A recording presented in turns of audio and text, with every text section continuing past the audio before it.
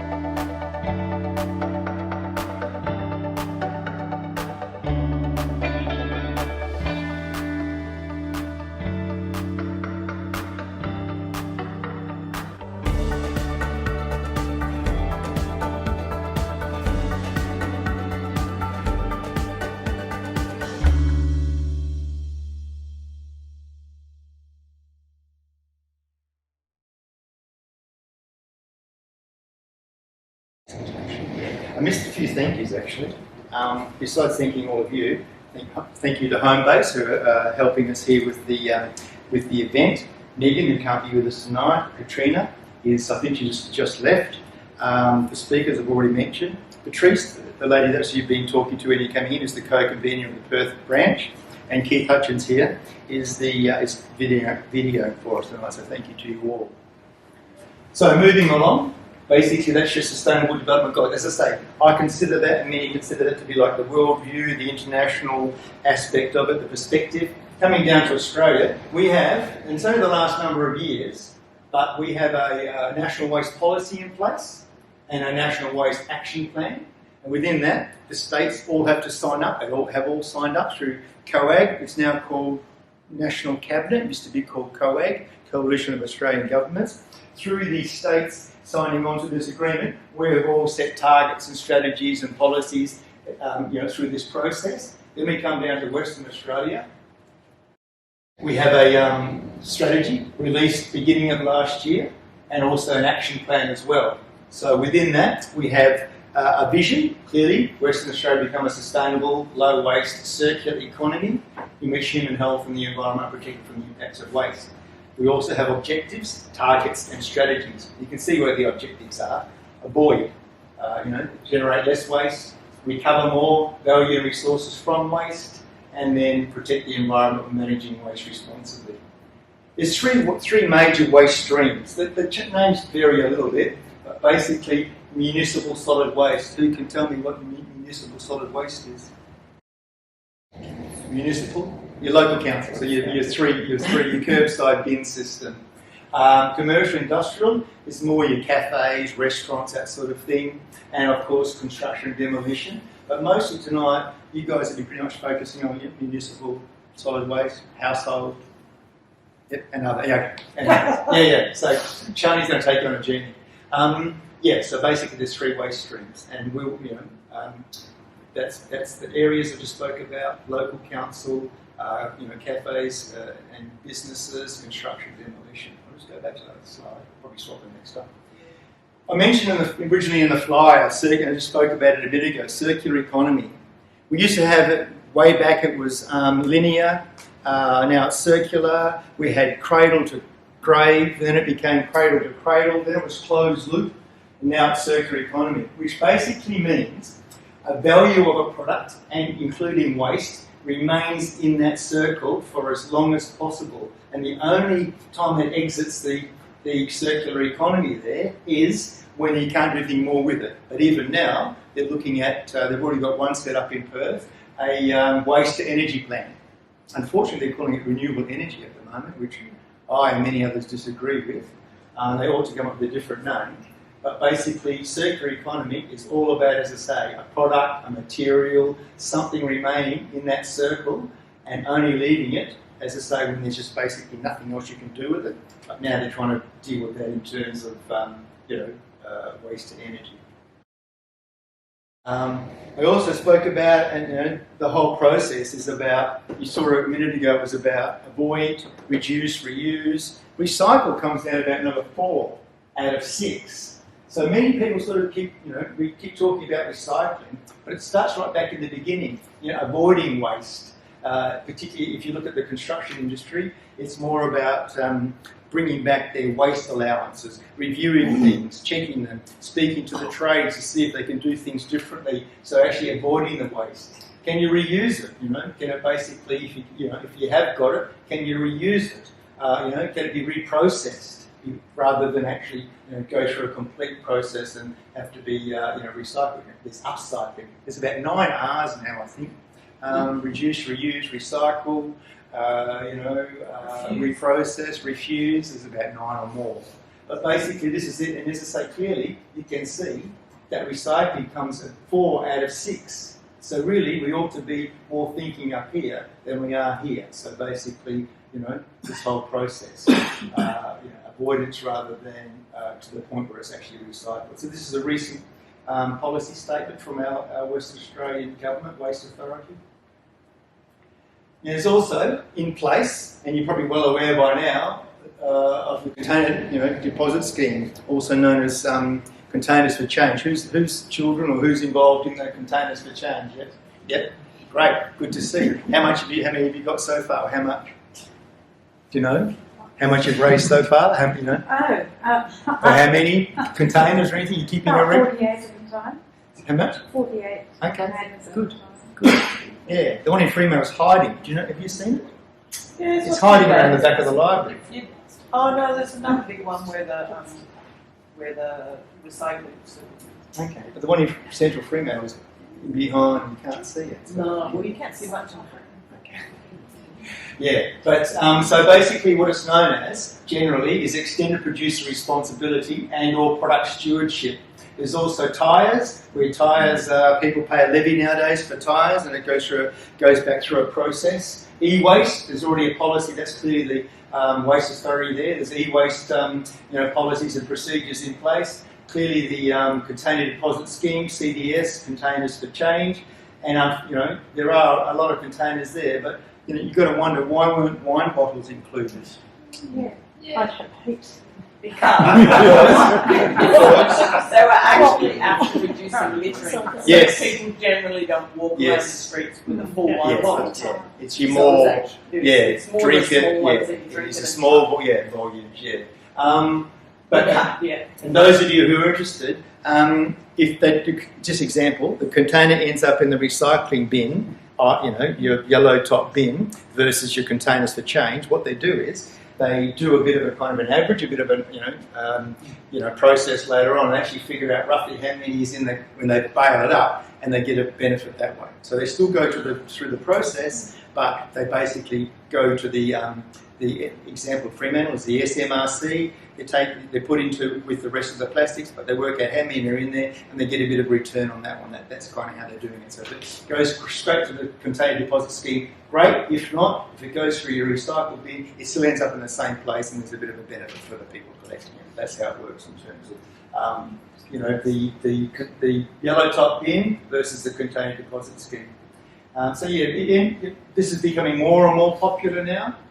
There's all sorts of things in the building industry. They're called environmental product declarations. There's a whole process now. Packaging, there's packaging requirements. There's lots and lots of things out there where government is stepping in and regulating, encouraging and penalising and putting levies on. Paint back is an extended producer responsibility where you can actually take used paint to certain facilities and they process. I don't actually know yet what they do with it. Do they capture it? Or do they just dispose of it environmentally in an environmentally friendly manner? I don't know yet. I haven't had time to follow that process through. Do you happen to know? No. It's one of those things that have sort of popped up and disappeared for a while. It's come back. So I haven't quite had a chance to follow it up. Here we go.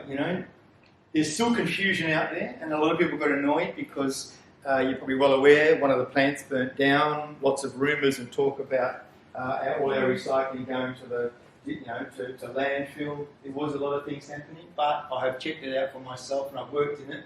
And what's happening is that they've had to be much more careful now about contamination. So they're being more careful about contamination. The markets were still there for the non-contaminated. So basically, it's sort of moved across, and people are much more aware and doing more so doing the right thing. But it isn't so much going to landfill. Like there was a short period of time there was a hiccup, and that's what happened. But there are also different systems in place. Who's on 2-bin system? Okay. Who's on 3-bin system? Yeah, most of us, yeah. Who's on Go versus FOGO? Yeah. We go. You go with your Coburn? We're going to be Go. You're going to be Go. In Wanneroo's just switching over. Yeah, what local authority are you? Wanneroo. Okay. Coburn's Go, isn't it? Yep. Yeah. And Wanneroo's going to Go, not going to FOGO. No, not yet.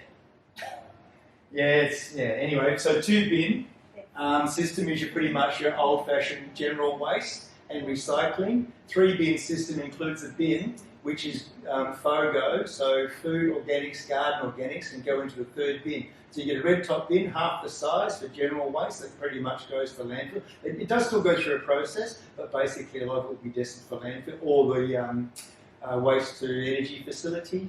And then you get a lime lid bin for FOGO or Go, and then you get your recycling bin. So basically there's 2-bin or 3-bin system. If you go to 3 bins, it'll be Go or FOGO. And here's a couple of great places to get more advice. Recycle What? There's a whole A to Z list there about what you can and you can't recycle. Also WasteNet, that's the Western Australian Local Government Association, WasteNet, and also the major agency in Western Australia under the Department of Water and Environment Regulation is the Waste Authority, and they have lots and lots of resources there, reports, you name it. So those of you who want to dig down and find out what's really going on, they do release data, everything through the Waste Authority. So basically, I'm pretty sure if we go to the next slide, isn't it? Yeah. That's my little introduction. I'm happy to take questions, and then I'm going to introduce you to Wafa, and then after that to Shani, and Wafa will tell you, about her process and when and how the questions will, she'll work with the questions. Any questions for me on this evening, and or a little bit that I've given you a bit of a touch on what's going on out there? Yes, sir. How are they allowed in the last 18 months, your big boys, Coles, Woolworths, the rest of IGA, to do all this repackaging and of vegetables and stuff like that, instead of having them open bins. Everything now is in packagings of 4s and 6s, and there's this problem, of course, is can you recycle those plastic containers, etc. Can you fill us in on that? Right. In general, when it comes down to in terms of the under wrapping and things, there are issues, and there is more compliance coming around that, the labelling and the process for recycling. So, for instance, some of them have a recycling label on them, but they don't accept them at the recycle facilities. Your what do you call them? Heat treated milks, etc. It says on it recycle. They can't recycle them here. So there's definite disparity between what can be recycled, what is being recycled, labelling. They are tightening up on it, and there are people working with Coles and these organisations, particularly like Shani and Wafa, who are onto that type of thing. It's a process, isn't it? It's going to be a time process, education process. I did hear something today that I did too. bringing in packaging laws that I did see they will jump on board. diminish when the packaging. we turned around 2 years ago and said we're going to Single-use plastics. Yep. And all they did was in fact turn around and increase it. And interestingly, you say that in the UK, some years ago, when they went to banning single-use plastics, there was an increase of, I think it was 25-30% in pre-purchased plastic bags. Yeah. So we shifted the problem. I agree. I don't have much more detail on the where we're at in terms of the policies, procedures, regulation, but there is awareness around that. And as I say, particularly with the layers of packaging, there is more compliance coming about the way that they label it, etc., what they put on it, and that sort of thing. But that's about as much as I can tell you about where we're up to in terms of them moving away from pre-packaged. Don't go to Coles and Woolies. It is about consumption. It is about consumers. Look at the bananas and that. Remember the waste program? What was the War on Waste? And how the customer says, no, we don't mind the bent banana, and the guy at Coles and Woolies said, no, they don't want the bent banana, and then Craig Rucastle said, but hang on a minute, and now they've got this little thing, what do they call it? They've got another name. Yeah. And they're popular. So yeah, it is about us bringing about, and these ladies will talk about cultural change, behaviour change, the process that's going on out there. A good question, thank you.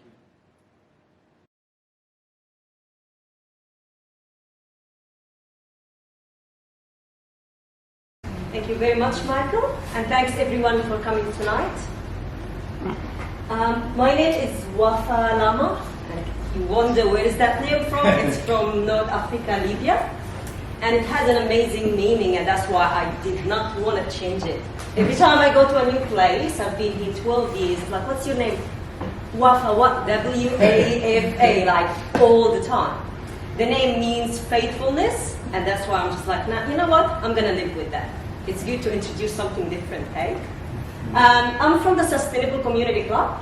I launched the Sustainable Community Club last year, thinking about my daughter. She's 11. I really want to make something big for her. I want to be able to look into her eyes in the future and say, look, I've done my best, and hopefully everyone else will be able to do their best. So what do we do? Our aim is pretty much to save the planet through our collective action. We take people through very, very subtle campaign, 8 weeks campaign. We change the mindset and we change one habit at a time. We're trying to approach businesses, we're trying Coles and Woolies and these big players, but we definitely need collective action for that. I'm just gonna show you a quick video before we get into the presentation from one of our club members. It's like 1 minute. And it's for week 1. We have 8 weeks campaign. The flyers are on the table. You can have a look later and see what we address on each week. But before going through the subject of the dilemma of waste and its contribution to climate change, sustainability, and the different layers of and issues, we will just show you a quick video to show that. Give you a little bit of view about it.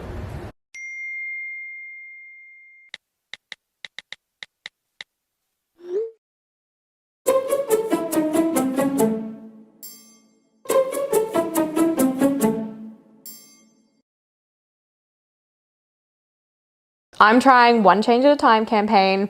I'm not sure what to expect, but it's going to be interesting to say the least. That's me. I'm a freelancer. I work around the clock, drink 4 coffees a day, and try to fit in a little bit of exercise during meetings. It's my first week of the campaign and it's been eye-opening. I can't believe how much of my rubbish is non-recyclable. The Sustainable Community Club offer up simple advice. They say you need to start things slow and don't bite off more than you can chew.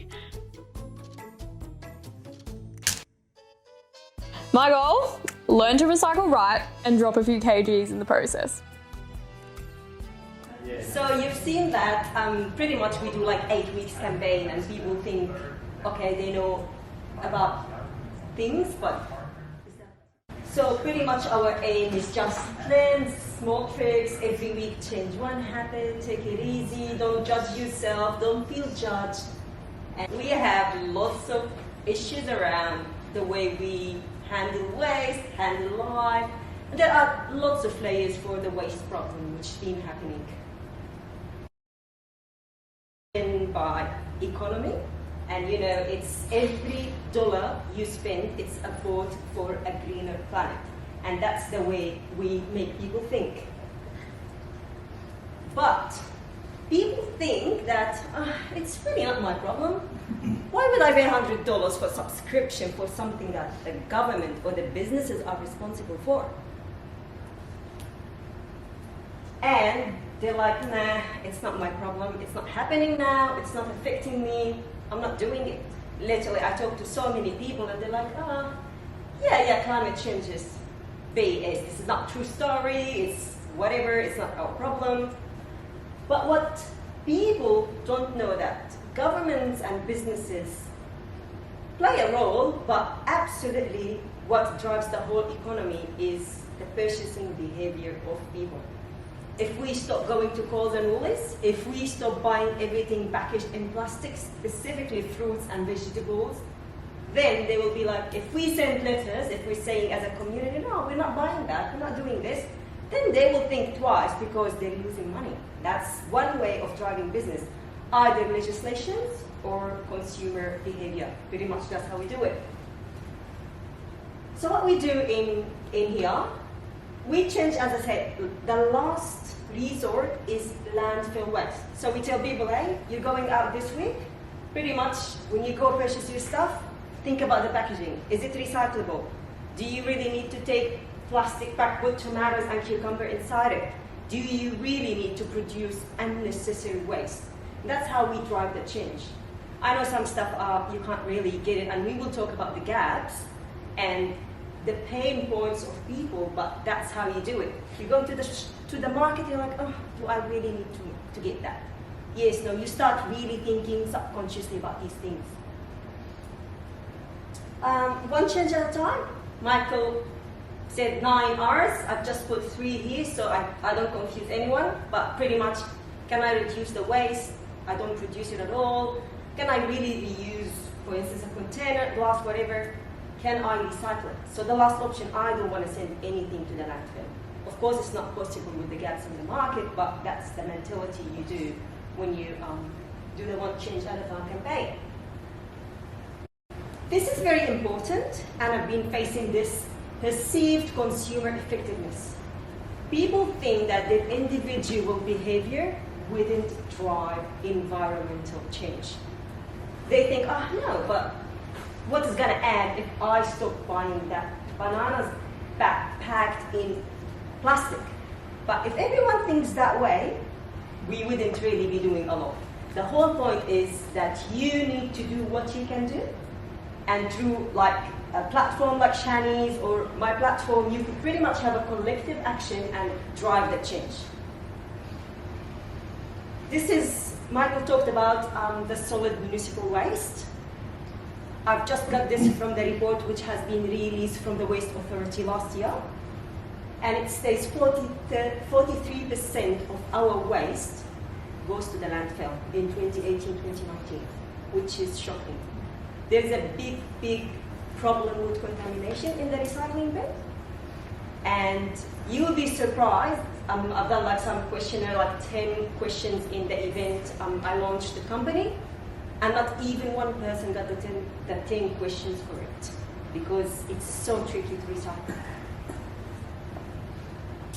How can you do that? Again, Michael mentioned that, and I'm referring back to it. There is an app called Recycle Right. Honestly, it's magic. I just figured out that hair is compostable a couple of months ago. I didn't know that. I'm learning as well. So this app is absolutely amazing. Either you go to the website or you download the app. You just choose your bin system, either if it's 2 bins or 3 bins, go FOGO. And then A to Z materials. Just choose the materials and it will give you exactly where to put it, how even to dispose it, remove the lid, rinse, let it dry, put it, like it tells you in details. So if you're confused about anything, honestly, this is an amazing app and it could help you a lot. If anyone has any questions during the presentation, please stop me. If not, we will take questions by the end. Yeah? Good to mention that. All right, so this is people and planet. Can we change behavior through incentives? Imagine if I come to you, say, let's do the campaign. If you reduce your landfill waste by 50% in the first year, if you take your bin once out a month, not every 2 weeks, and you will get 10% discount on your council rates, would you do that? Something like that. This is something, I know incentives are very important because I've been struggling with people wanting to do the right thing, but they're like, what is in it for me? Climate change, environment, planet, yeah, but it's not my problem. So stuff like that. This is just a thought. It's so hard to change the habit, which embedded deep inside your subconscious. I'm gonna tell you about that. Like, I have the wipes, right? The baby wipes. I just clean the floors with them and blah blah blah. And then they are not recyclable. And I was like, once I read about, we will talk about the health. Once I read about the chemicals which are in these wipes, I was like, maybe I need to change my habit. So honestly, like I was like, it's so hard. Like that space. I'm not saying everyone has the pain points, but I was like, no, it's comfortable, it's easy all the time. The place is clean. But then I've learned sustainability equal being healthy as well. Then I start making changes. Prices. What do you use now? Who gives a tissue with some? Okay. Yeah, I've just created something. You know, the necessity is the mother of invention. That's what I've done. Reusable cloths. Yeah, that's another one. I'm just lazy to wash them. But yeah. You washed anyway. So Yeah, just that's chuck true. it in the wash. It is. It's already full. Yeah. Absolutely, and that's exactly the mindset, right? It's like, I really don't need it if I spend. Yeah. We've got flannels that we bought for reusable cloths for the kids for little, and they're still going, and also the blue and white towels I get from the hospital, the fabric ones. Yeah. Oh my gosh, I give them to all my friends with new babies and everything as well, and use them for cleaning. You can have some. Great. I've got a stash waiting for I was you. given 100 Oh, yesterday. they're so good. I just use them for everything. The kids know they make a mess or a school or everything. That's where to go. Exactly, because you have an option, you have an alternative. Yeah. Prices, we know when you want to buy, for instance, organic food and vegetables, it's a bit expensive, not everyone can afford it. If you want to buy, not everything sustainable or green is more expensive for sure. So you can pretty much pick your game and know exactly what you need to buy, what you don't need to buy. But just put that in the back of your mind when you're making these choices. Time, I am a big guilty of time. Like, you're gonna organize everything, make sure not to rush 6 o'clock, there's nothing open but Woolies or Coles, and then just everything packaged in plastic, and you really don't need to get there. And if you've done it, you're gonna punish yourself and not go there for a month at least. Convenience, yeah, I don't work hard, why would I? It's not my problem. Quality, lots of people, like, I tell them during the campaign, go get your pasta from the refilling shops around Perth. There are so many. There's even an Asian one called like Panda. You could get all the Asian produce and packaged, and you could just take your own containers. They're like, oh no, but the pasta doesn't taste the same. I'm very used to that pasta. I can't just buy another one. Have you tried it? Just go buy a little bit and do it. Maybe it's even better. Oh, nah. These are serious stories, yeah? Like, that's That's what happened in the campaign. Lack of alternatives. You know, we know there's not a lot, but it's an excuse again, like as we talk now about the wives, it was just an excuse, oh, it's easy, but there is always a solution if you're willing to put some effort and if you think about the bigger picture. And this is what is in it for me. What am I getting out of this? So the rewards, the brain is equipped to get rewarded for everything we do. So we really want to see, what is it in it for me? Am I getting something out of it? Am I gonna get voucher? Am I gonna get discount? What am I getting exactly? So that's, when you think about the environment, you can't see immediate rewards. But once you're aware, you would make a difference. And the next slide that shows you, it's a story actually from someone from the campaign, the lady called Dania. Dania just joined the campaign because she's my friend. She's like, yeah, I'll just support you. She does not have a recycling bin inside her kitchen, even though she has it outside. So she's like, whatever. She has a boy, a little boy, 1 year old. She doesn't care. It's not in the way she thinks. She's not wired that way in a way. She's not aware. Let's put it that way. We did the campaign. The first 2 weeks, we actually pretty much see what we produce. So you get the ugly through shocked by what you produce, because once you put it in the bin, it's not your problem and you don't care.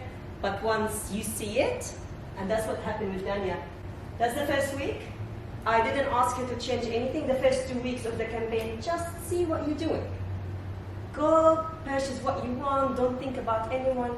She said she started going to the shopping center. She went to get her groceries. She's like, oh my gosh, I don't want to be, just in the back of her head, she's like, oh, I don't want to produce too much waste for the second week. I've already got too much. Just she became aware and she made some changes. Maybe not perfect, but it doesn't matter. She is making a difference in her own way. Then she did 2 things. She stopped putting her vegetables and fruit in plastic bags. And she's like, oh, where can I get this outside, you know, the big bins, biodegradable bags for the trash bins? She's like, what can I get? What can I do? Because she's obsessed about everything being clean. So I was like, yeah, so many issues there. So she's like, oh, what I get? I was like, just go get biodegradable. At least you're reducing these plastic stuff, right? Yeah. My husband too insisted on using bags and things. I was like, look, can we just try it this way? And we just put a sheet of newspaper in our kitchen plastic bin. Yeah. Because the wet stuff we recycle, anything like meat bones or whatever, we might put in a paper and put it in the bin. And then it just goes in the bag in the bin. After 1 week, he was like, okay, we can do this. And every so often we have to just rinse the kitchen bin out on the lawn, but it's not that wet or yucky. Yeah. You don't need the bag. She's buying a big bag for her curbside. Yeah, the curbside bin. Yeah. For her But, curbside. yeah. That's so weird.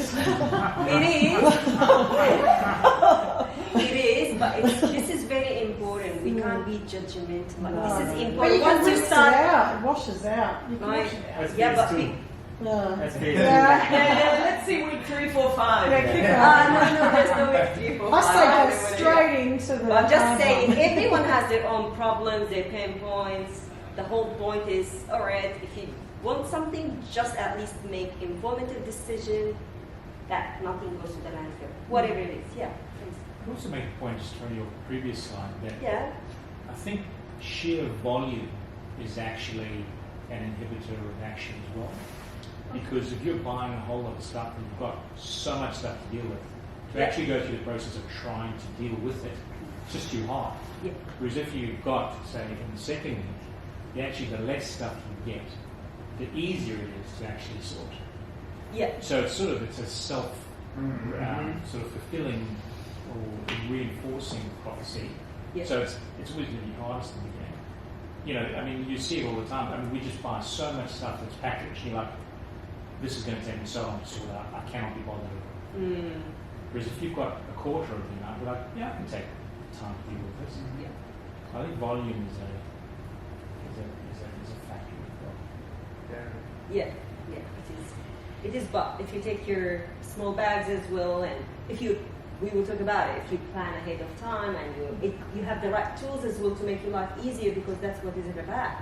You just can't go to the shop to get all your small produce bags and then try to put everything in the trolley, and you're not really equipped with the right tools to take the right decision and making life convenient as well. So that's, but that's the volume as well, you're right. So that's pretty much the story. So our second, this is my biggest driver, right? After the planet, like really making a difference to health. I'm so interested about living a quality life. I want to be just struggling with so many issues, and the more I read, the more I understand. Honestly, sustainability equal living quality, healthy lifestyle. And I'll show you what's in your food. This is a label. Can you read all the things, the ingredients, and do you know where they're from? It's just like, what is in there? I just went before this to grab like a protein bar. It's in plastic, then I did this, and I read it, I was like, you know what? I'll start a bit. No problem. What is in your cleaning products? Keep out of reach of children. How would you clean your house with stuff that will touch your skin of your kids? Go organic, go refill, or something packaged in paper, you will see the difference. This is really tricky. Perfumes and toiletries. I've just finished a book called The Case Against Fragrances. Can you guess how many chemicals they use in fragrances? Fragrances, sorry for the pronunciation. Can someone give me a guess? 3,742. So close. Almost 3,000. The winner of the night is 3,000 chemicals. No, just made it up. Yeah, no, that's a great, very close guess. And they actually forbid it around like 17. They cause direct cancer. Beside the rest. Yeah. So just be aware, like, because the more you read, the more you understand what's in there. It's all about consumerism, capitalism, making money. The more you think about the planet, and besides these things goes to our like soil, our water systems. You really don't need it if you need to keep it away from your children. And that's what I'm saying. Be sustainable, be healthier, be happier. The third issue is the gaps in the market. This is really important because this part of, I collect data from the customers, from the club members, what are the issues? And I personally don't have 100% waste-free lifestyle. I'm still going through the process. But we know that businesses' really main goal is, most of them, right?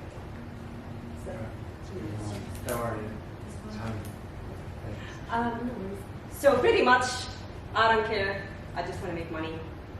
Packaged in plastic or whatever, just make money. Oh, it's easier. I'll put the avocado in plastic bag for $5 instead of one each for like $2.50 or $3. Making money. Why not?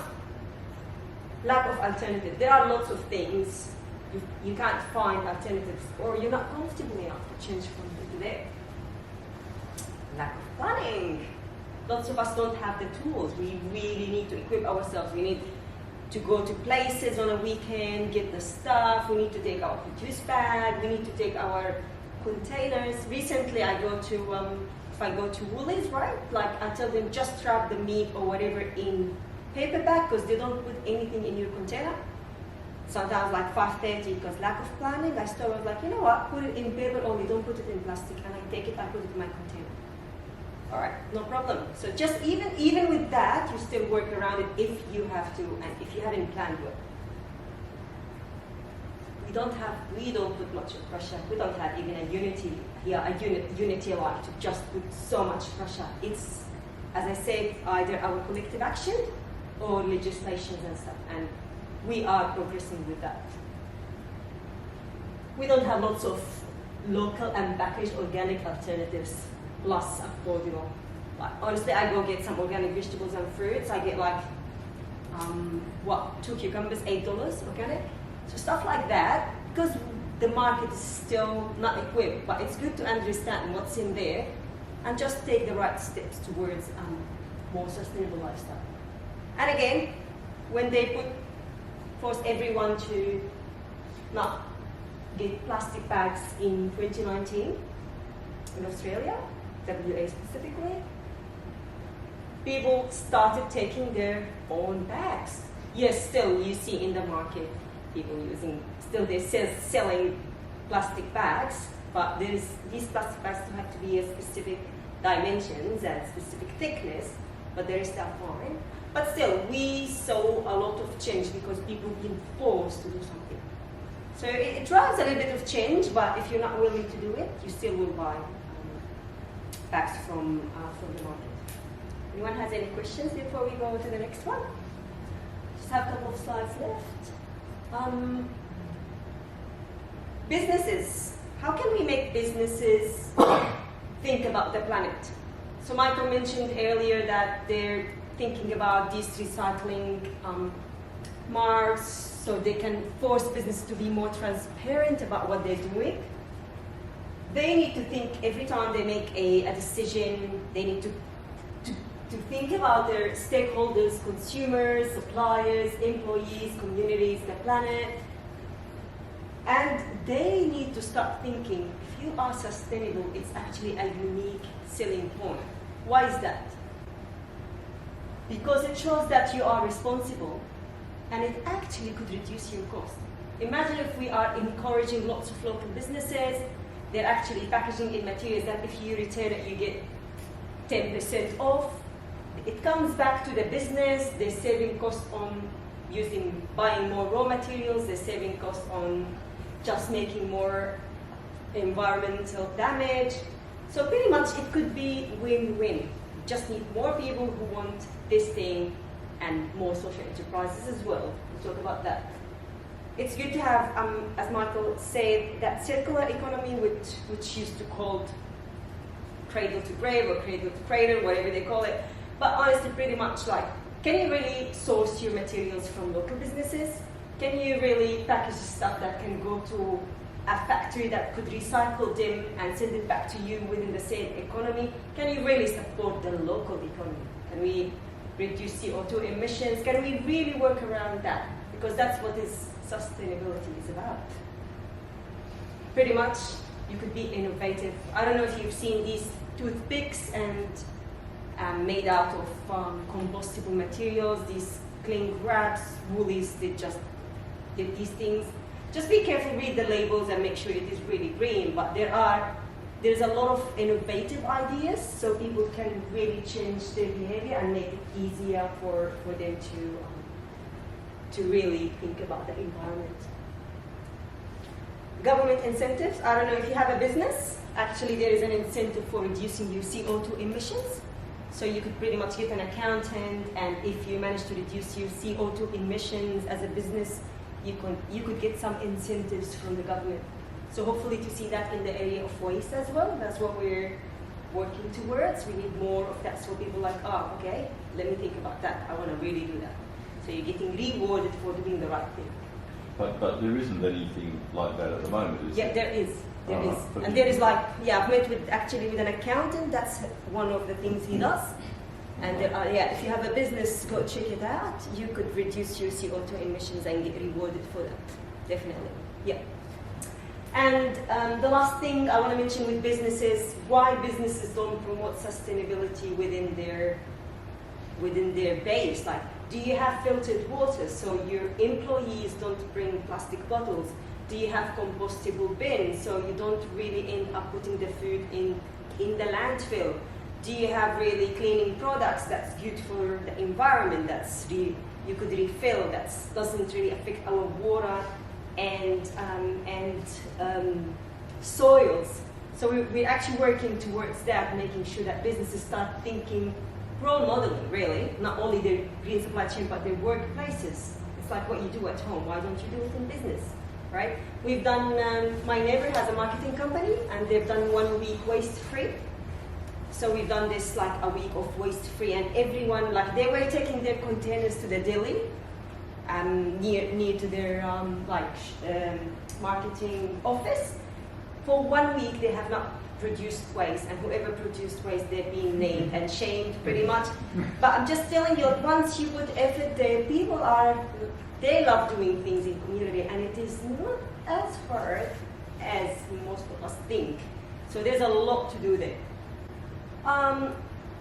The last thing, actually I'm in the process of having this Sustainable Community Club as a social enterprise. So half of whatever we get goes to support local businesses. So we're going to be tendering out if someone really wants to create pretty much sustainable packaging, they need some funds. If someone wants to promote any area for sustainability, which is what is social enterprise, it's like we have a social environmental purpose, and we will support businesses who have social environmental purposes, that they want to make a difference in these areas, and that you can reinvest majority of your money to support like social or environmental cause.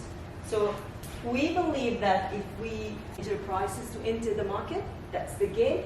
So like, all right, we really don't have lots of organic produce, it's very expensive, can we really have more social enterprises, more funds to support the right cause and support local businesses? Oh, someone who's really talented, they can actually make cookies, they can actually compete with cause, they can do for kids, it's packaged in very recyclable or environmentally friendly, it doesn't have all the ingredients we've seen earlier. Why not? They just need funds, give them funds. So that's what we're creating pretty much.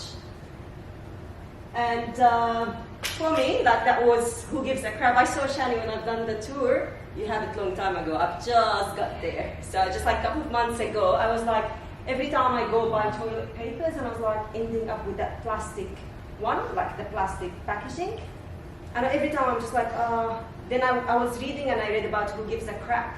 I don't know if you know it, it's actually, who doesn't know who They gives come a from crap? Perth. They started in Perth. In Perth. His dad used to drive around in Yeah. a white van and deliver it. Amazing. Back in, I don't know, whatever it was. Yeah. So it's absolutely like such a cause. They actually build toilets around the world to save kids in poor communities, so they can have more hygienic lifestyle. And the whole thing back, it comes in paper, it's packaged 100% recyclable. So you're not only saving the environment, you are actually adding a great value and making a difference. You don't have even to donate. You are actually, half of your money goes to support the cause. And that's where the Sustainable Community Club going, and that's why we want actually more businesses doing this, so we have like one community doing more of these things. That's pretty much the end of the presentations. If anyone has any questions. We're in Melville Council. Yep. They're a free bin for starters, but also they supply a small bin from the kitchen. Yep. They also supply 2 rolls of biodegradable Compostable bags bags. for you to use for your thing. That makes it very much easier and much more encouraging for people to actually Do the right thing. do the right So thing. your red bins once every fortnight, the yellow bins once every fortnight, your green bins every week. Yep. But with us, I mean, your red bin can be once a month, once every 2 months with the amount that gets in there. So that I think is still where they could possibly change the size of the bin, for instance, to make it even more, you know, in your mind that you don't need to fill a red bin up. It's the same size as a recycling bin. Yeah, I've actually, you're right, I've actually read in Queensland that's how they redesigned their curbside bins. Once they've reduced the general waste level, the red bin, people actually started putting less waste and producing less waste. So that's They also psychology. have a television camera over the tops of their lorries, so they can check on the bin, ecological bins. Yeah. It is very important, but we need to, we as well need to take some initiatives. So it's like we need to meet in the middle, not yet. But these things definitely help a lot. Yeah. Do you want to say something? Yeah. Just a quick one. So like, we obviously got rid of the single-use plastic bags a while back. Yeah. Plenty of people buy the 5 or 10 cent one counter. Yeah. There's a lot more plastic in this 5 cent one than there was in the reusable one. Yeah. How many times do you have to reuse a 5 cent one? Have the equivalent impact on a single use one, which was like minimum material. Yeah. Are we kind of sidestepping the issue on? We haven't solved In Germany, with the shops there, you can actually walk in with your bottles and your cans, Yeah. feed it in the hole, then it takes off your shopping. Yeah, so that's an instantaneous Yeah, gratification. And you don't need to have them build up for months No. in your garage either, just take 10 at a time. The Yeah. encouraging thing is, I mean, if you look at smoking, uh, smoking was such a general thing, and there was a lot of pressure applied, and now the few people who do smoke, someone's like, I feel like a pariah because I have to go off by myself. But there's so much less of smoking in Australia than there used to be, and so there is hope that similar things can happen with the use of sustainable produce, that people will be shamed into gradually doing the right thing. Yeah, but you And remember, there's less addiction problem with being sustainable than there is with issues like smoking. yeah, but there's immediate almost consequences for smoking, but there's not immediate consequences for damaging and ruining our planet, and that's part of the problem of the human psychology.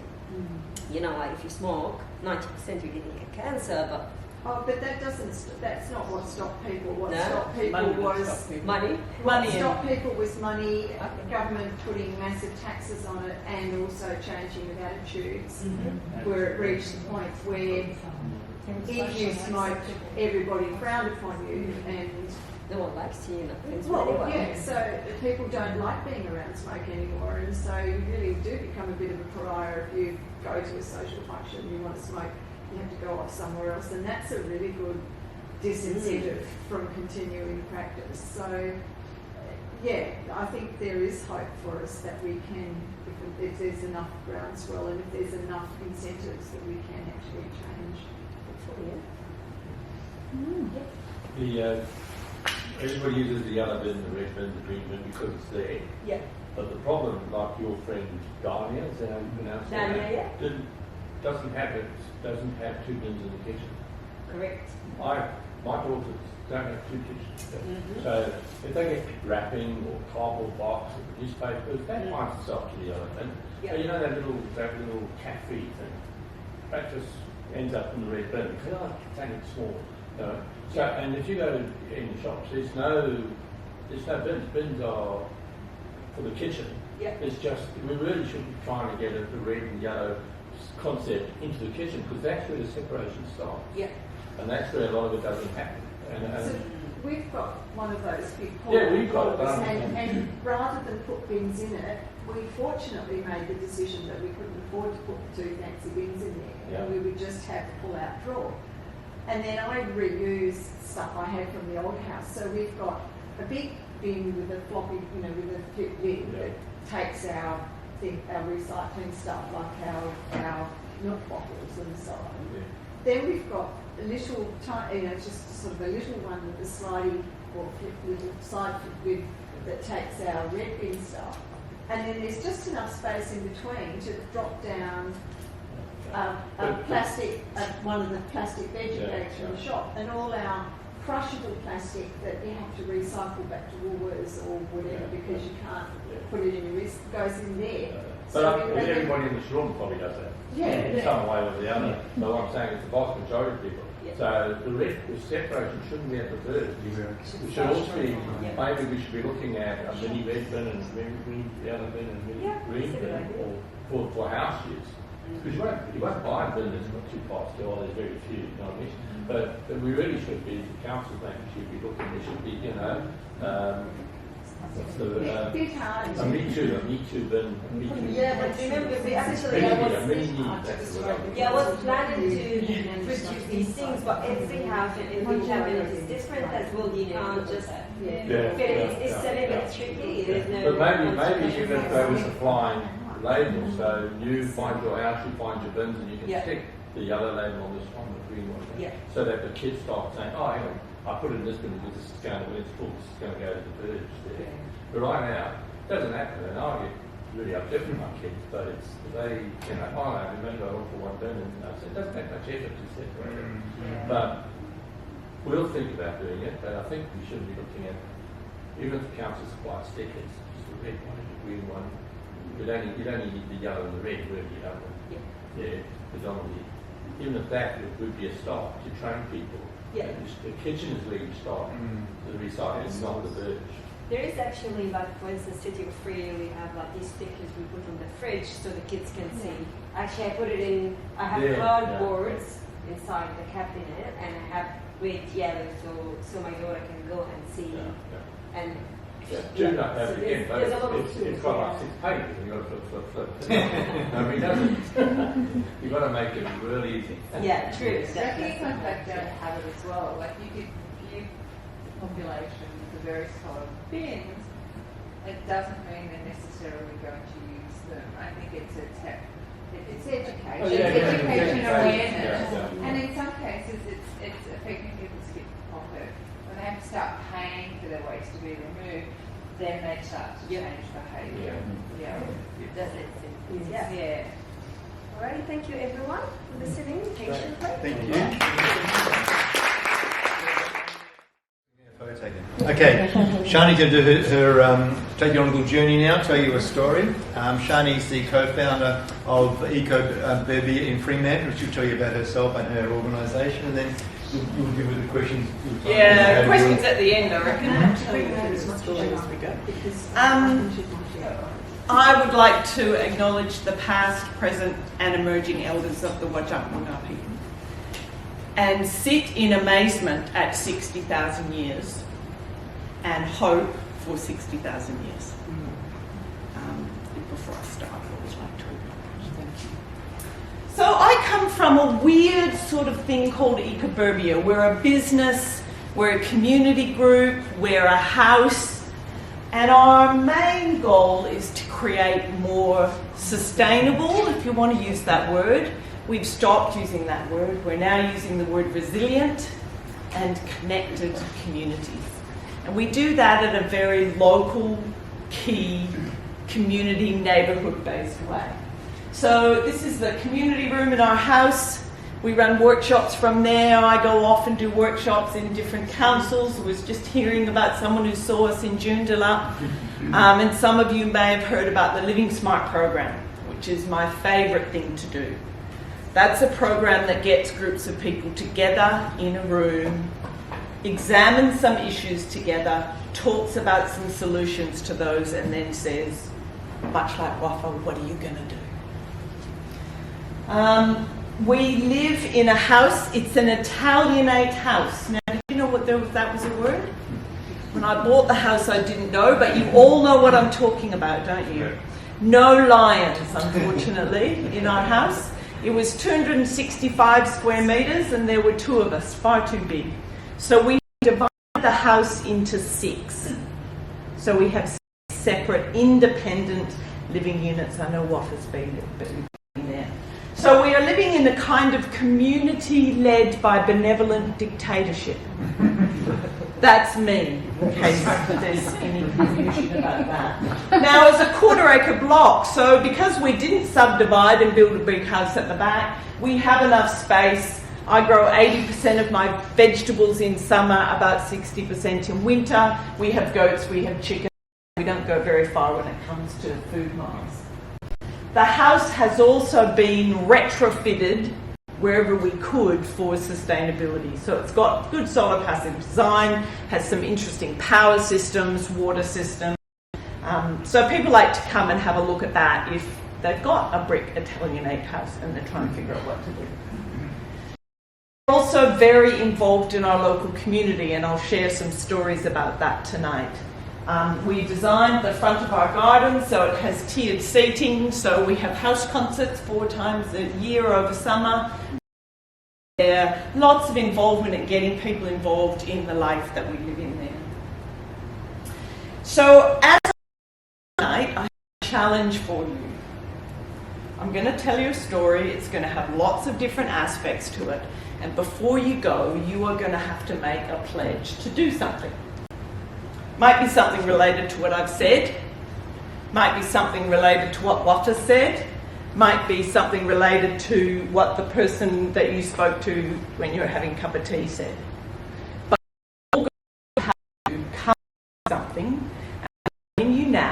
that I used to be a school principal. So I would be randomly asking a couple of people in the room what it is that they're planning to do. So we've been talking about waste. And I'd like to expand waste a little bit beyond the bin. Okay, so we've heard lots of stories tonight about how people there do recycling, or they've reduced the amount that's actually going in their bin, and I've done those things too. There buying my first plastic-free July shop. I was involved in the Fremantle boomerang bags for many years. There we are making toothpaste and deodorant as a community event. Here's Tim dumpster diving, so we're producing food for not only us but for the goats. Here we are, the awe of compost and the delight in not having to use your green bin, full stop. Producing your own food, reducing that packaging. Those are all the things that we kind of got into at the beginning of our waste journey.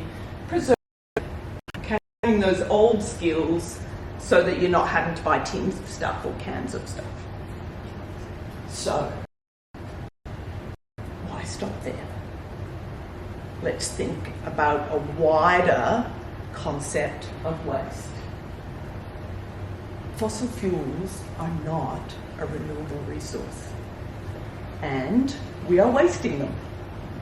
Not only are we wasting them as in there won't be enough, but we're wasting them as in we're spending them on the wrong things. Okay? So once you start thinking about that, then you start putting solar panels on your roof and fancy hot water systems and producing much of your own can. You might go and get batteries. You might redesign your house. You might get Griff Morris to design you a solar dwelling. Okay? You might do some renovations in your place so that you don't need heating and cooling. You don't need to use that coal from Collie, because even if you have solar panels, someone is using coal from Collie. Doing really low-tech power solutions. I eat more hot stews in summer than I do in winter. Okay? And that's because that bugger sits there every day, okay, heating my water, cooking my food, and not heating up my house. And we've got, I think, 2 cars for the community that we're living in. We've all got electric bikes, we've all got normal bikes, we're not burning the fuel. You know what? I bet some of you are doing those things as well, am I right? Well, we really think about them as waste, or reducing waste. We tend to think about waste. This is another area where we're passionate about, and that's the waste that we have in these huge homes. Do you know our homes are bigger than the States? The average home in Australia is bigger than the average home in the US. Like we always say, at least the US is worse than us. They're better than us, they're uglier than us, they're... God help us, sorry. I'm just looking for the American. Okay. So this is our tiny house. This house is 16 square metres, and it really is a huge reduction in the waste when it comes to the energy and the fossil fuels that it takes to build a house. What about water? Do we waste water? Yes.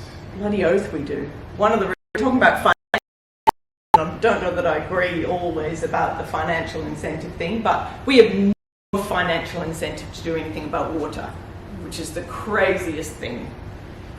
So we 50,000 litre rainwater tank out the front of our house. And this year we were off mains. We have a bore, we have a and the rainwater tank, and we managed with the 9 people that were living there to be off mains. Wasn't our goal to do that, okay, but we just wanted to see how far we could take that. So there's poor old Yarrick. We're on limestone cap rock, so that's what it looks like when you put in a grey water system on limestone. But for me, it's the behavioural stuff. Cheapest grey water system is a bucket, okay? What is that child learning? That child's not learning that at school. That child is learning that as something that mummy does every day when she's doing the dishes. Composting toilet, no flushing. Totally illegal, but anyway. We start thinking about waste as not just our bins, but our water, but our power, maybe ourselves. What's sitting in our suburbs? What is sitting around us in our homes and our neighbours' homes, and what are we wasting there? I found a quote. Who knows Howard Kunstler? Anyone? Okay. For those who don't know, I'm looking him up. It's very a quote by Kunstler that doesn't have a swear word in it. Okay? Which is what goes with his name. So I'd like to call the national automobile slum. You can call it suburban sprawl. I think it's appropriate to call us the greatest misallocation of resources in the history of the world. He's talking about the suburbs. This is the suburb that I live in. One person lives in that house. 4 stories are lift. This is the street that I live on. It is busy 3 times a day. It is busy as people go to work, it's busy as people come back from work, and it's busy when mothers drive their children to school. This is a house around the corner from me with the fake lawn that extends right out onto the verge. Those things are waste. A waste of road. What was the first one? A waste of houses. Okay. A waste of verge, a waste of land. Empty parks. I walk every morning through a little park around the corner from us. It's not even the crack of dawn. I saw 1 person this week.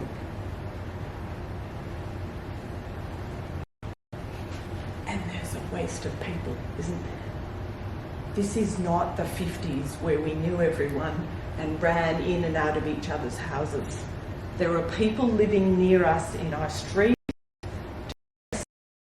and lonely and anxious and unable to figure out what they can do about that. Am I right? What a waste. So if those things are waste, what's the opposite of waste? So don't answer it. What I'd like you to do is find someone you haven't spoken to yet tonight, stand up and see if you can, between the 2 of you, come up with what the opposite of waste is. So there you go. If they're doing physical principle.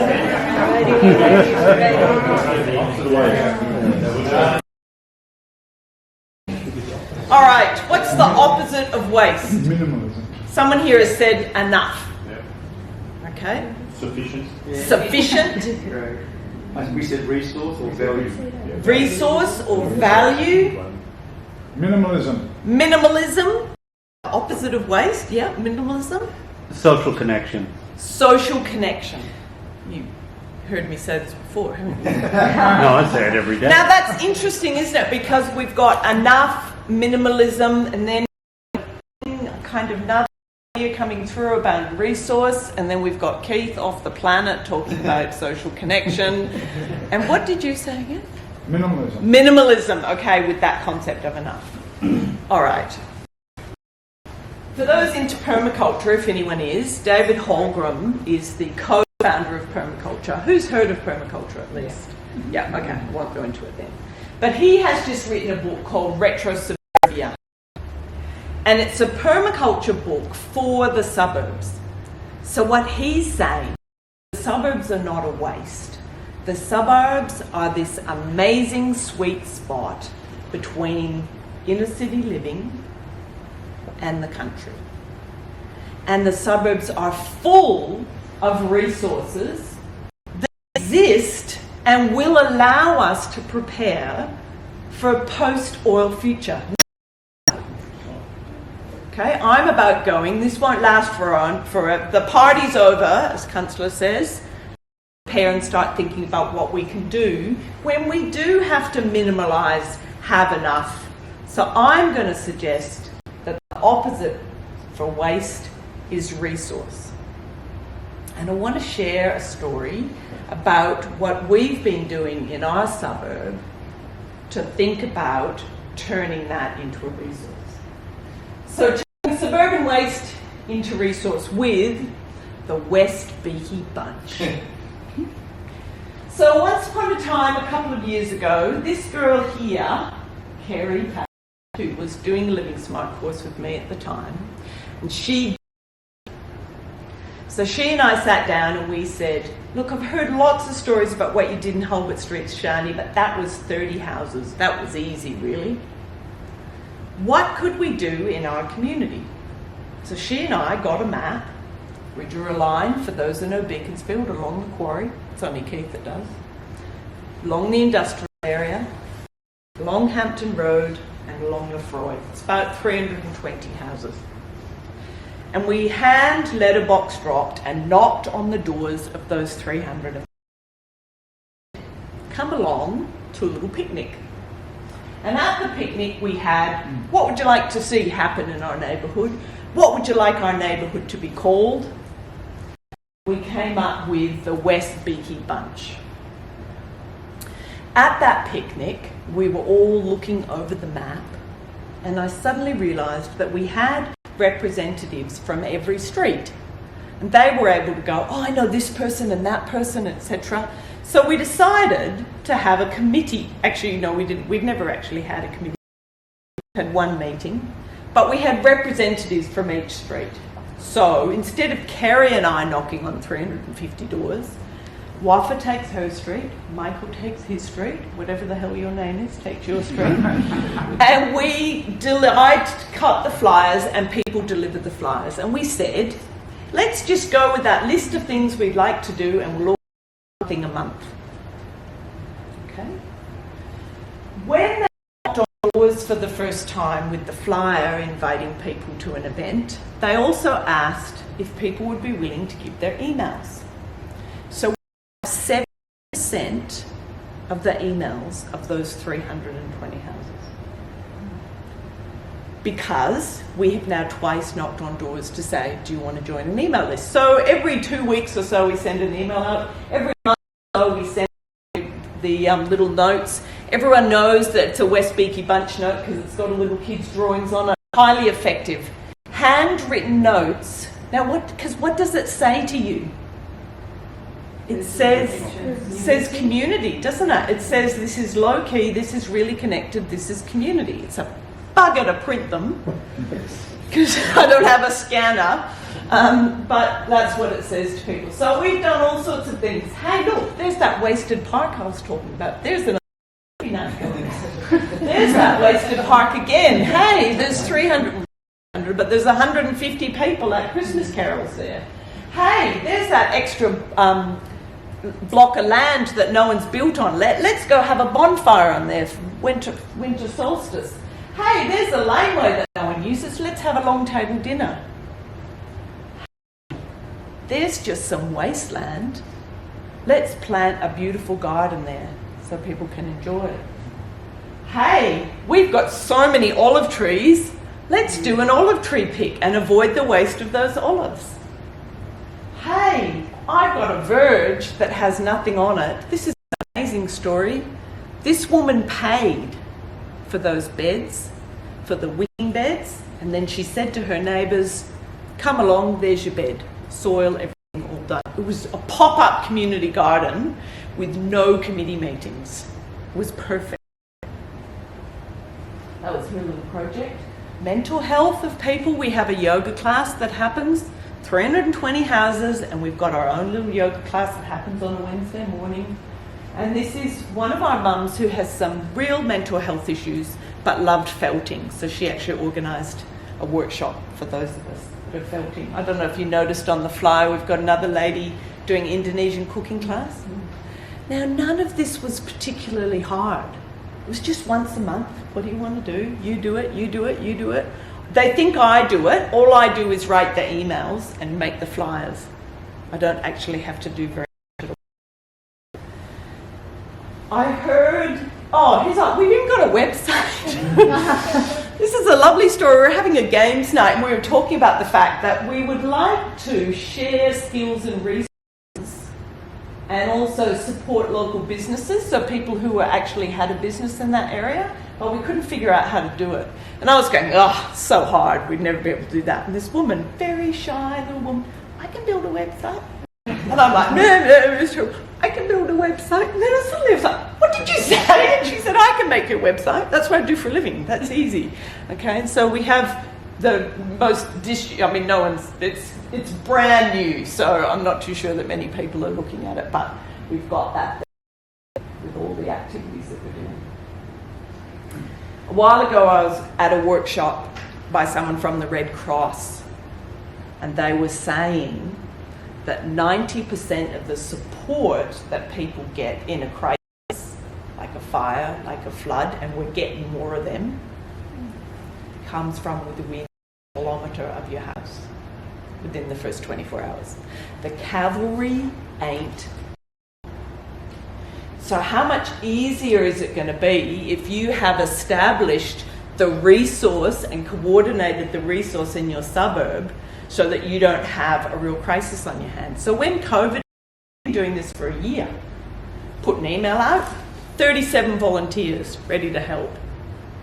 Had a special phone number that could be passed around. Someone paid for a special phone number that could be passed around. It was the hotline. I waited for it to call. Did it ever ring? No, weren't in lockdown long enough. The guy that rang, interesting, a very isolated man, rang to say, I want someone to check on me every day because I fear I'm going to fall down the stairs. So another lady rang him and continues to ring him every day that he's actually up and about. So we had that, we had a flyer out, whole thing done, dusted, 24 hours. So then we were like, oh, what do we do now? So we started making hand sanitizer. One of the dads worked in the mines and managed to get these kids this is the West Beaky Bunch hand sanitizer lot. We had a guy on the back of a ute, you saw them on YouTube. We did it and he went round socially distanced. Sorry? Also illegally, but you won't. Yeah, that's right. You can't go on the back of a ute, especially with the piano. Does it actually say that in the laws that you're not allowed to have a piano? You can't. Oh, I don't know about the piano. Pop your piano. But look, I am actually well known for saying beg for forgiveness, not for permission. But I've actually realised later that that is actually bullshit. Because you do need to get permission. You need to get permission from the people who are impacted by your actions. So don't just go around and say, oh, I'm putting in a goat pen and I'm doing this. All the neighbours around to say, this is how we want to manage the goats, is it going to be okay? Do we have a problem with the council? No, because none of them have complained to the council. So of course you get permission, but it's very rare that you need to get permission from the police or the council. Okay, so I wrote that wrong. I want you to expand your waste. Might have been the waste Waffle was talking about. Might have been the waste of this cheap energy that we have in society. Might be the waste of water, might be the waste in your suburbs or your communities. I don't want a philosophical discussion about what the government should do or what anyone should do about that. I want to know what you are going to do within the walls of your home. Okay, so in the little groups you were in before, do you need time to think about that? No. Does anyone come up with something? All right, in the little groups you were in before, away you go. Just share what it is that you're going to do. If you don't get that. So, yes, lovely man with the grey and blue thing on your shirt. Tell me, what are you going to do? I'm going to go to the recycling website and see if there's some resources that I can spam my neighbours with. Fantastic. Okay, so not only are you reducing and thinking what you're doing, but you're also expanding that to other people. Fantastic. Yes, lovely lady with the glasses who I was introduced to earlier and now I can't remember. Same idea as him. We're actually going to use the 2 compost bins that we bought and give the compost to our garden instead of the council gardens. Yay! As the compost queen who was asked once what she would do with the spare day in her life, she could be creative, she could write, she could paint, she could do whatever. You know what only thing I could think of was? Turning my compost. Looking and turning good compost. Fantastic. Yeah, great. Showerless for a shower platoon. Great, thinking about water. Okay, actually showering less. Do you know only shower every second day? Means you actually cut in half your shower time without even actually having to get in there. Someone pointed that out to me one day and I was like, that is such a great idea. And now when I have a shower, it feels like a chore. Anyway, you're getting me off tangent, down rabbit holes. So I started FOGO last month. You started FOGO last month? Yeah, in the council, and I'm in a group for 8 years, and I noticed how they're not really doing it. Yeah, that's really frustrating me. So I feel that I probably just call council these and bins and just say, here it is, and engage in that way. Great, fantastic. Have you got children? Oh, okay. If you can get a child somehow, if you want to knock on their doors, a mother is sure to lend you a child. Look, this lady will lend you her child. When you kind of knock on the door, what you do is you knock on the door, you train the kid to say, do you want to come to morning tea so we can talk about our bins? And they say that while you're standing behind, so they're all okay. Killer. They will get their gold. 90%. 90%. Right. Let's have one more. Keith, I'm intrigued. I'm just going to keep doing what I'm doing. I think changing the way we build houses here is enough to get the cutting down on the energy we use here. So and that takes all of my time. So is there anyone here like Keith who has a passion already in this area? Do you feel a bit more juiced up? To say the answer is yes. Yes, I do. No, it wouldn't be possible to be more juiced up about housing without exploding. That's true. That's true. You particularly enjoyed the insults about Americans. Did you? You like that? He loves that. I did it on purpose. All right. Does anyone itching to share or have a question for me? We will take questions for a while until Michael tells us to stop. What's happening with plastic lids now? I've been collecting them for work and everywhere. I've got bags of them and then green batch closed. Green batch, I think they're still actually, Waffle would know this more than me. Are they still going? I know it wasn't the whole of green batch that went out. It was only a sort of section of it. So last time I heard they were still actually collecting them. Some councils, like they said, containers for change. Some recycling centres or collection points actually take the lids. Some of them they said just take it in a different container. But it depends on the council. But just like maybe check with your council or check with recycle rate as well. Look, and the other thing that's happened with the bins recently is they're trying. So everywhere's the same all over the state. So I used to come from Fremantle where they were taking soft plastics, okay, in your recycling bin. And so, but now they've said, no, we want it the same. It's the same black meat trays. People don't clean them properly. So the reason why we don't have them in is they sat down with a big meeting and made a blanket rule. So anyway, I hate talking about that. Waffle. No, that's like actually Waste Sorted. They invested millions of dollars for Waste Sorted website because they want to align all councils. So that's a great place to look at as well if you need information about different councils. Waste Sorted. Yeah, but I've got an entire bin full of lids as well because of course Miss Community was the drop-off point. Me too. So yes. Why do councils allow glass to be amongst recycling when they throw them into their truck? You hear smash, crash, bang of broken glass. Do you want to talk about what happens to glass in the Can you stand up next to Shani so you're on the camera? Yeah, no worries. As far as I'm aware, broken glass is recyclable.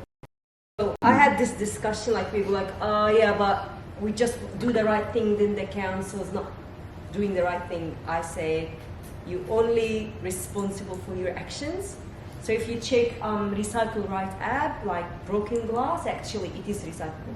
You only can do the right thing, right? But not window glass. Broken glass is recyclable. No, but not window glass because it has lead in it. Not the window, so broken. Can I add to that though, because we used to always put our broken glass in with the bulk rubbish, but in City of Wanneroo they compost all of that. And if there's broken glass in the compost that comes out at the end, they can't be used on gardens because children can... They're not doing that. I don't think... Wanneroo's doesn't have. So were you putting in your green bin? No, we were always putting it in. This was years ago. When you had the okay. Don't one bin, two bin. Where are you? We're in Melville. Okay, you need to go to the SMIC, to the Regional Resource Recovery Centre in Canning Vale and have a tour.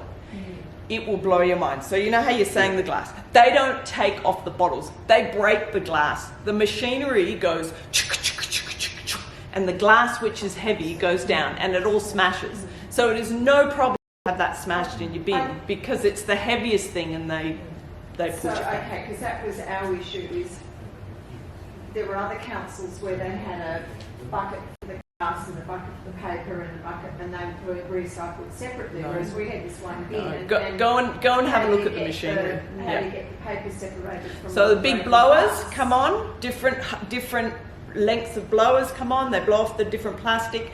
A anti-magnet pushes the cans away to the different types. The aluminum goes that way. They have an optical eye that all the plastic comes rushing through, and it goes type 1, type 2, type 6. You know, we used to have, no, it goes, and they all just get bailed up.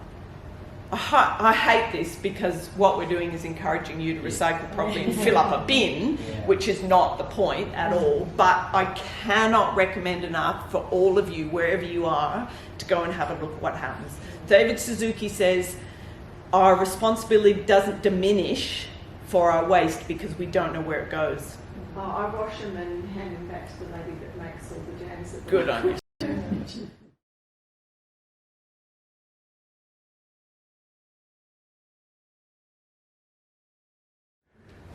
Okay, so this is an opportunity to ask, as I say, either individually or, you know, questions around waste resources.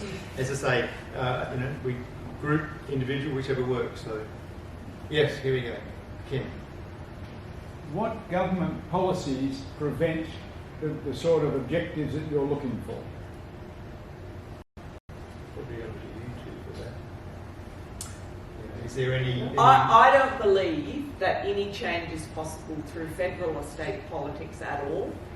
I believe that the only place that we're going to be usefully providing the skills and strategies needed in our society to create a more resilient future is through local government.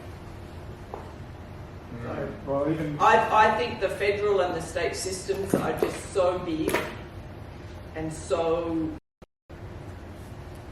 slow, as you were saying. It's slow, difficult, but that's just me. That's where my passion is. That's where Yeah, adding to that, like actually the local councils, they get given a budget so they can sort out different ways of tackling the problem. So for instance, City of Fremantle, like they have their own budget. They're pretty much sponsoring like 20, for instance, households to do this one change at a campaign. So they can have their money, like their budget, and they could distribute it the way it fits and it meets with the strategy of the federal government. So it's cascading as well. But as I said, it starts from educating people and it starts from the bottom and the top as well. It doesn't go one way or another. It could actually go both ways, as in, I'm just thinking, you asked, you know, what's preventing. It's probably both. It's also maybe what policies aren't there to encourage. So there's likely to be some health issues, you know, with some of these things that we're doing, and Shani's well and truly covered all the legal things that she was doing. But yeah, there might also be the other side of it. So there may be some issues there, but there's also policies that don't encourage. But we'll go over here, then we'll come back to here. There was a question over here. So I just had a general question. So, like, Australia is a wealthy country and all the rest of it. Like, what's the waste per person over the last period of time? Have we gone way up because we can afford fancier cars? Or is it going down because we're being socially responsible? The data is a real issue. You got data in Western Australia in waste is a real issue to gain. They brought recently in a waste data strategy, but it's very difficult to nail down very quickly. They say that construction demolition waste was 81% recycling, but the way they do the figures, etc., is just very, very rubbery. So there are issues around that, but my understanding is we have a very high, I've been watching it over the years, we're now for having a very high waste per capita. They're getting onto it now. I showed you that national waste policy. All of that's now sort of starting to pick it up. Yeah. But that we have had a big issue around it. We were quite high. I think partly because small population, large land space. Yeah, to add to that, actually WA is the worst waste producer among all the territories and states. And Australia is in the top 10 of the worst countries in the world producing waste. And as Michael said, one of our problems actually, logistics, supply chain, specifically within WA, is the distance and that the number of people in Australia. So it's very, very expensive to implement any logistic solutions along the line. Because that top 10 didn't really like with that coincidentally top 10 wealthiest countries. Because Top as 10. we're wealthy, we can fly more, we can have a bigger house, a bigger car, 4 cars, whatever. We got waste. It is per capita. Yeah, it I get your does question. include, yeah. I'm not sure Per I've seen. capita. Yeah, sorry, I'm not sure I've seen. You know, as in the sliding scale thing, but we are renowned, have been renowned for a large volumes of waste, and we're very similar to climate change. Our emissions per person are very high, but the government and others keep saying, oh, but we're, our total is not, but it's per person. Yeah. We're very high. Well, top 10, you're losing a race. Winning a race, you don't want to win. The story of stuff, for those who haven't seen it, you should watch it, has an amazing figure in it where it says the bin you put out is not even the problem. The problem is the 70 bins that have been used to make that one bin that you put out. So that's another issue. We tend to think about what we might put out as a household as being our waste.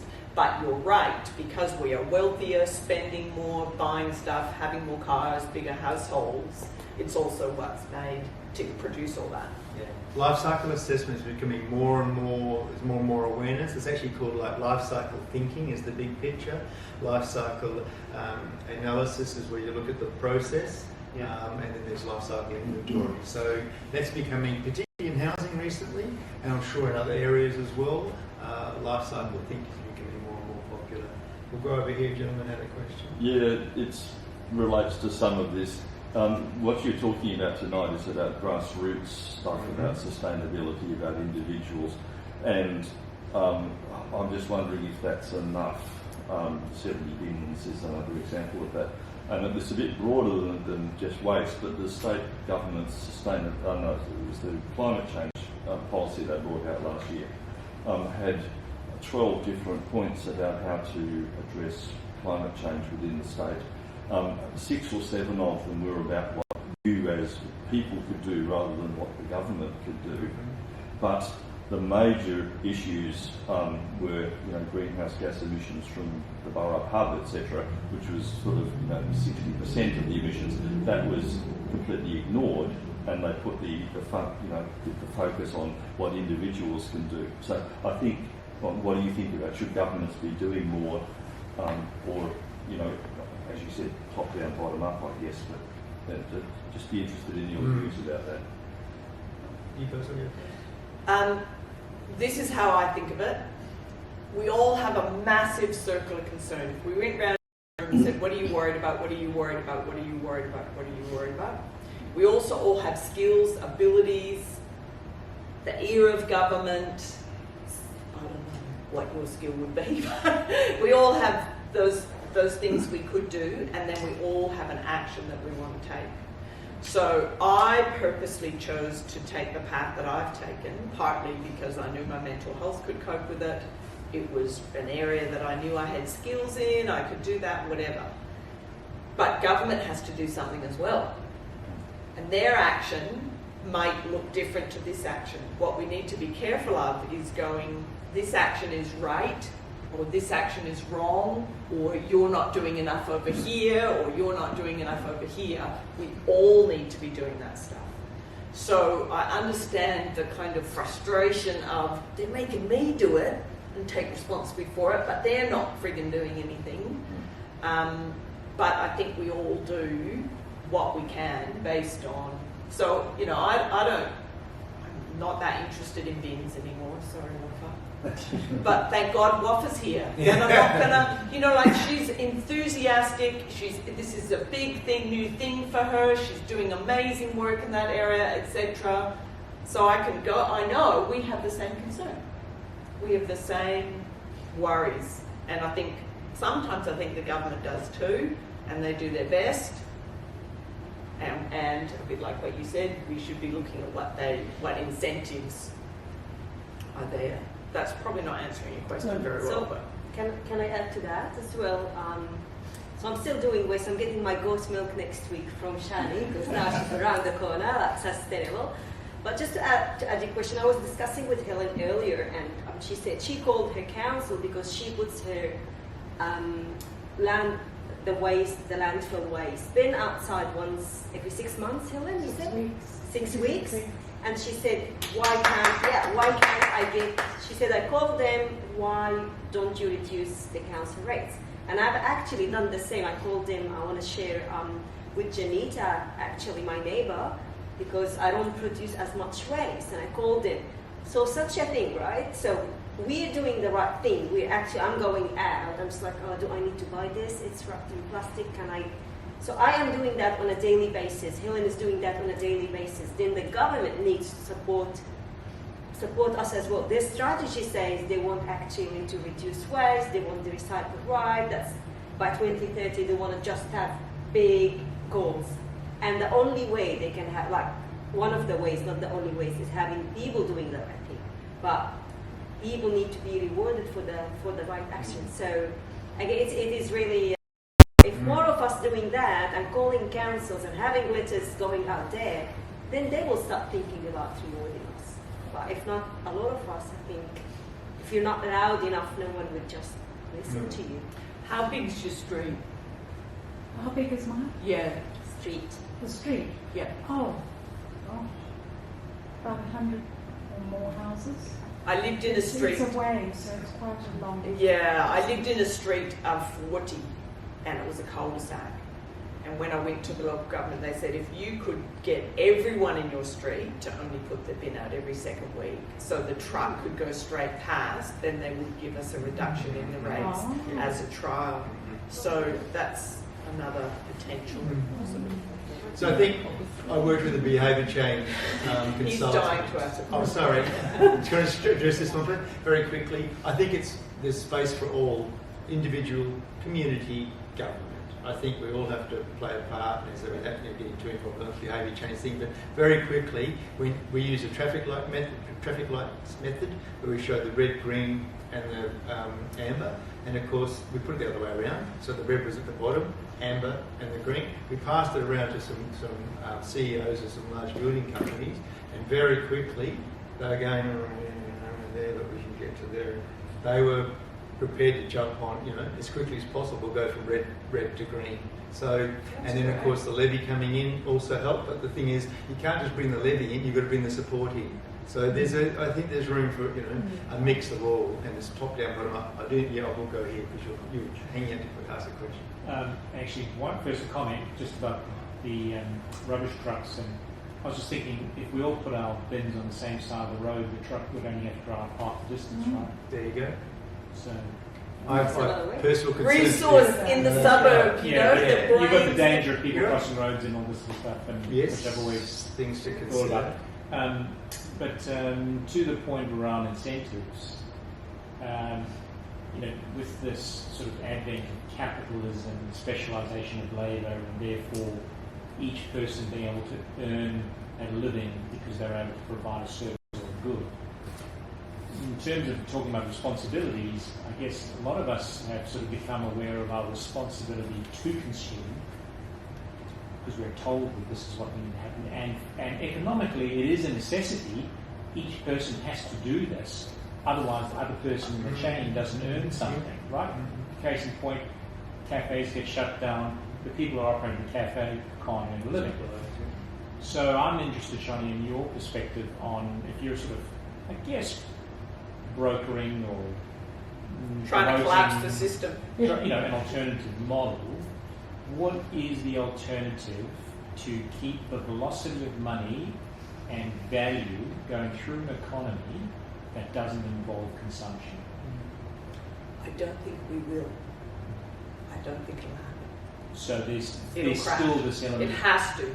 There's still this element of consumption, Yes. which generates waste by definition. I mean, this is my, prepare for the worst, is that steady state steady state economics is a really interesting area to look into when it comes to that. So it talks about shifting jobs basically no job should be renewable or working in a non-renewable area.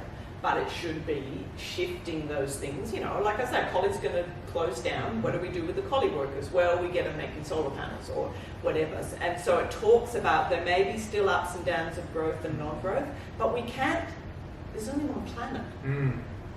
There's only so many fossil fuels in the ground. We've only got so much energy. If you think about it logically, it can't continue. Exponential growth can't continue. If you whack some yeast in sugar, they'll eat all the sugar, they'll multiply, they'll end up here, and then they'll collapse. We're talking about resilience building now. This is not going to continue. So, 25 years ago, I always thought about advertising, right? Because you get all these flyers and posts. I was like, well, what a waste of the trees. Yeah. But it's what people do to survive and provide a service and promote things. Is there going to be a mandate against toys that you get from Coles that are plastic? I mean, I don't know. Is that where we go to? Is that what we have to do? I would love it if we could gently and sensibly go, let's not use our oil to do that. Yes, let's use our oil to make sure that the world's population has adequate medical care. Let's not, wouldn't it be wonderful? If I was benevolent dictatorship, let's not allow people to have more than one car each or more than one car in a household. And we put that money towards, we may not be able to make all the renewables we need to make if we don't start allocating the resource differently. But the challenge with that approach, you're right, is that you're starting to control an economy as opposed to love, and that's the very the fact that we haven't done that is the reason we're in the wealthy but wasteful situation that we're in. And the whole concept of government has to collapse. The whole thing collapses. But I just think I'm interested in your community where you have these types of conversations and whether there is an alternative model to getting value and goods and services flowing through a community, which doesn't involve producing as much waste. It's a big one, isn't it? Oh yeah, so, sure. Yes, it is actually the question. Yes. It's the only question. That and population are the only questions. Because we keep talking economy, as you say, which means the dollars gets it. But at some point, there's a limit. And I'm not. This isn't me. This is Trudy Forrest. Okay, and he's got a really good plan behind it. You just say we need consumption because it's how we work. And the problem is the products we produce have a value. In jobs and right, it's that we have no value to the waste. And he's circular economy. I'm just quoting Trudy Forrest and it's Minoru, is that it? Yeah. And he's saying you need to put a value. So plastic has got no value. So we use it and we throw it away. All right? And because it doesn't have a value, but if we apply some sort of incentive, so if it has a value. So we don't have a real aluminium can problem because it's cheaper to recycle aluminium than it is to dig it up and process it.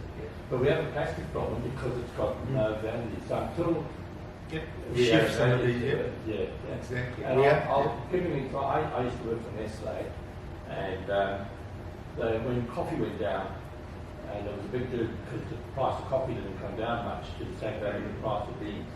And Nestle were able to prove that in a jar of coffee, 75% of what you pay for a jar of coffee is in the jar, and only what you actually pay for is only around about 30% of that. So we put a lot of value to the packaging and the manufacturing side of it, but when we throw it away, it becomes worthless.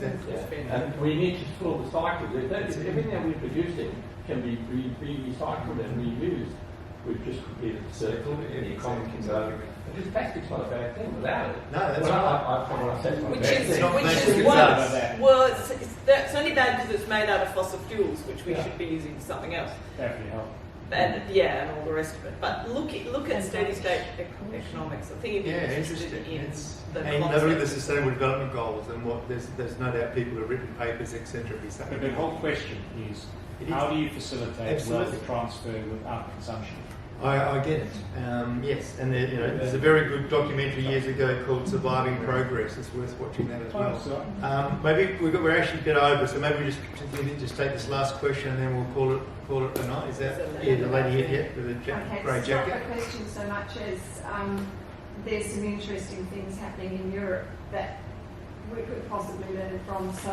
And that they do involve legislation where governments are making manufacturers responsible for their own waste. So things like white goods, they make them, they sell them, they go to the shops, and then those that are not sold become the shop's responsibility, and they end up in landfill. They're now having to take them back extended producer and deal with it themselves. IKEA are taking their own food. No, it's true. They have something called WE, which is Western Europe e-waste, something that's called WE, yes, as well. All right, thank you. I'm going to do this is some events that are going to be happening. We've obviously got Renew or other events like this. Thank you, Walter. Thank you, Shani. I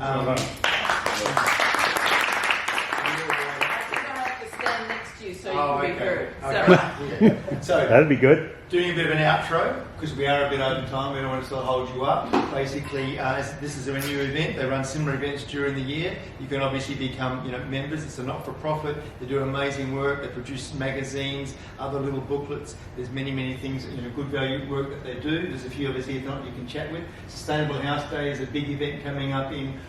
This year it's October, normally September, October, 17th of October. We are looking for houses for people, volunteers, and there's a range of things that you could you could be involved with there. So either solar homes or sustainablehouseday.com. There's those things, and a call to action. Shani's done it really well. She sort of put it all together for you in terms of a call to action.